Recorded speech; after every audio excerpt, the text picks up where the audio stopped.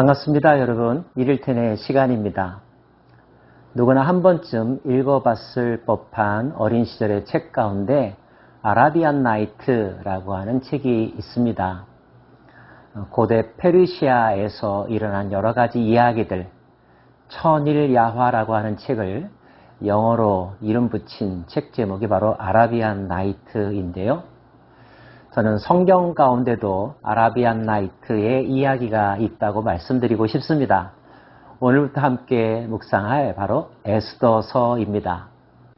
에스더서는 고대 페르시아 제국에 남아있던 유대 민족들 가운데 에스더와 모르드게가 등장하는 이야기이죠.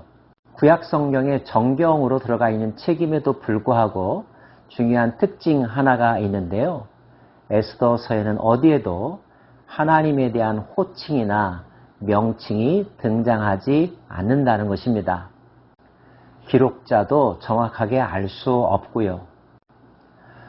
페르시아 제국의 왕궁에서 일어났던 우연과 드라마틱한 이야기가 기록되어 있는데 다만 그런 이야기들 속에서도 이 세상을 움직이시는 하나님의 섭리, 손길을 발견할 수 있다는 점에서 영적 의미가 있다고 여겨집니다.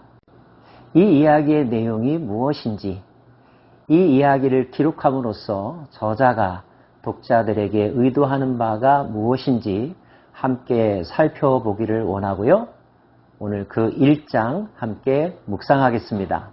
1절은 에스더서의 시대적인 배경을 우리들에게 소개해주고 있는데요.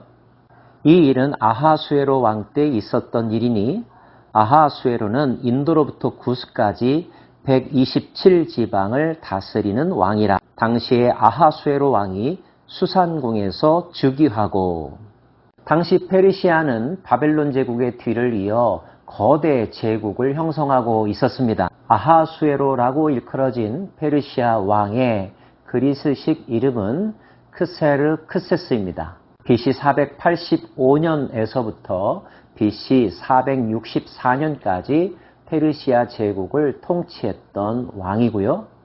다리오 왕의 아들로 알려져 있습니다. 우리가 잘 아는 마라톤 전투가 BC 490년의 일이고요. 살라미스 해전이라고 하는 유명한 전투 이야기가 BC 480년대에 일어난 일입니다. 크세르크세스, 아하수에로 왕은 이 살라미스 해전과 관계가 있는 왕이랍니다. 페르시아 제국에는 크게 세 군데의 수도가 있었습니다. 하나는 수산이고요. 또 하나는 바벨론이고요. 또 하나는 앙메다라고 하는 궁입니다. 그 중에 수산궁은 봄과 가을에 왕이 머물렀다고 알려져 있고요. 바벨론 궁은 겨울 기간 동안에, 앙메다 궁은 여름 기간 동안에 왕이 머무르면서 국사를 돌보았다고 합니다. 당대 페르시아 제국은 그야말로 잘 나가던 시대였었는데요. 그 규모를 알 수 있는 큰 잔치 이야기가 수록되어 있습니다. 각 지방의 귀족과 지방 관료들이 참석하는 잔치가 있었는데 자그마치 180여일 동안 계속되었다는 것입니다. 180여일의 잔치도 어마어마한데 그 다음에 다시 추가로 7일 동안의 별도의 잔치가 개설되었음을 성경은 전해주고 있습니다. 이 날이 지남에 왕이 또 도성 수산에 있는 귀천간의 백성을 위하여 왕궁 후원들에서 7일 동안 잔치를 베풀세. 이번에는 귀족과 관료들이 아니라 일반 평민들도 초대받은 성대한 잔치가 벌어졌다는 뜻입니다. 백성들의 민심을 얻기 위하여, 자기의 업적을 자랑하기 위하여, 왕실의 위엄을 높이 세우기 위하여 열린 잔치인 것 같습니다. 왕이 있다면 왕비도 있겠죠. 와스디라고 알려져 있는데요. 왕비도 또한 여인들을 위한 특별한 별도의 잔치를 열었습니다. 왕후 와스디도 아하수에로 왕궁에서 여인들을 위하여 잔치를 베푸니라. 1년의 절반 이상이 축제로 진행되고 있으니 그 나라 사람들 마음의 여유뿐만이 아니라 왕실에 대한 존경과 부러움, 자기 나라에 대한 긍지들이 대단히 높아졌겠죠? 그런데 한 가지 해프닝이 일어났습니다. 7일째 되는 날 왕이 많은 사람들 앞에서 자신의 아내 왕비를 자랑하고 싶었던 것 같습니다. 그래서 왕비를 불렀죠. 근데 이게 웬일입니까? 왕비가 그 자리에 나타나지 않았습니다. 거절당한 왕은 화가 났습니다. 마음속이 불붙듯 하였다라고 하는 표현을 보면 그의 분노가 얼마나 컸는지를 알 수 있습니다. 한 가지 이런 질문 해볼 수가 있죠. 아내를 불렀는데 아내가 오지 않았다면 무슨 일이 일어났을까 걱정하는 것이 우선일까요? 아니면 아내로부터 무시당하고 거절당했다고 하는 생각 때문에 분노가 치밀어 오는 것이 먼저일까요? 사람마다 다르겠지만 적어도 이 상황에서 우리가 알 수 있는 것은 왕의 마음속에는 아내에 대한 걱정보다는 자존심이 상한 것에 대한 분노가 더 컸다는 사실을 알 수 있습니다. 혹시 왕과 왕비 사이의 사이가 썩 좋지 않았던 것은 아닐까요? 왕은 그 일을 그냥 넘어가지 않았습니다. 주위의 여러 신료들을 불러서 이 일을 어떻게 처리할까 묻죠. 가정 문제로 끝날 수 있는 사건이 국가적인 문제로 확대되는 단계에 접어들었습니다. 신하들은 어떻게 조언했을까요? 싸움은 말리고 흥정은 붙이라는 이야기가 있지만 어떤 사람들은 싸움을 붙이고 흥정을 깨트리는 사람들도 있죠. 신하들은 후자에 속했습니다.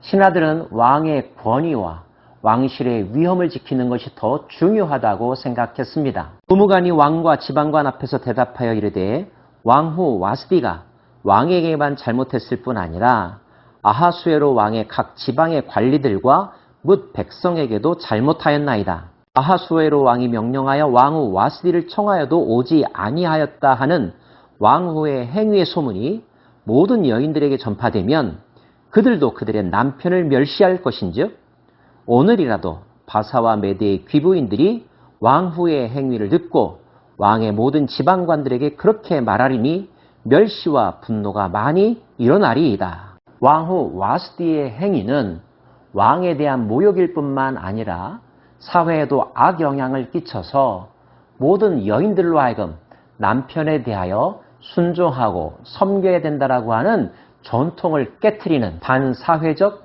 반윤리적 행동이 될 수 있음을 강조하면서 일벌백계해야 한다고 청원하고 있는 것입니다. 청원의 내용이 섬뜩한데요.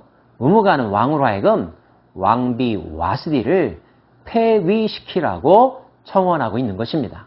왕은 어떻게 반응했을까요? 말도 안 되는 소리라고 거절했을까요?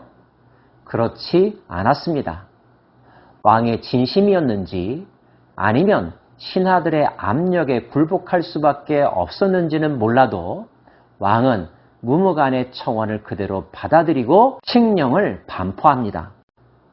왕과 지방관들이 그 말을 옳게 여긴지라 왕이 무무간의 말대로 행하여 각 지방 각 백성의 문자와 언어로 모든 지방에 조서를 내려 이르기를 남편이 자기의 집을 주관하게 하고 자기 민족의 언어로 말하게 하라 하였더라. 집안의 가장은 남자라는 것을 확실하게 하고 집안에서 사용하는 언어, 모든 의사소통과 내용을 결정짓는 언어를 남성 중심으로 지켜내야 한다고 반포한 것입니다. 지금도 아랍권에서는 여성들의 인권이 서구 사회와 비교하여 너무나 열악하다는 사실 잘 알고 계시죠? 이것이 고대 페르시아, 중동의 문화였고 고대 세계의 일반적인 모습이었습니다. 더군다나 왕은 절대 권력으로 나라를 얻고 나라를 다스렸지만 한 여인, 자기 아내의 마음은 그 어떤 것으로도 잡지 못했다는 사실. 가정을 경영하는 것은 국가를 경영하는 것보다 더 어렵다라고 하는 것. 어쩌면 이것이 우리가 살아가면서 가장 심각하게 고통스럽게 겪는 문제가 아닐까요? 그런 세상 속에서도 하나님은 일하실까요? 일하신다면 어떻게 일하실까요? 우리의 궁금함이며 그 다음 장을 기대하는 우리의 마음일 것입니다. 함께 기도하십시다. 하나님, 에스더서를 묵상합니다. 이 이야기 속에 감추어진 하나님의 비밀, 보이지 않지만 분명히 존재하시는 하나님을 발견하는 저희들이기를 원합니다. 저희들의 영적인 눈을 열어주시고 우리의 귀를 밝히 열어 주옵소서. 예수님 이름으로 기도합니다. 아멘.